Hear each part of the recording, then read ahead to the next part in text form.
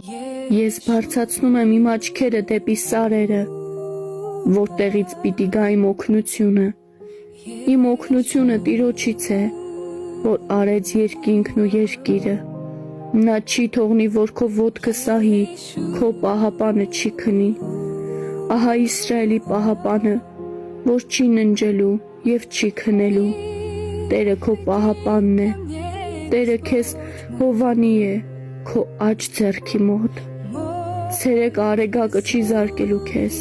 ոչ էլ լուսինը գիշերը։ Տերը պիտի պահպանի քեզ ամեն չարից, նա պիտի պահպանի քո անձը։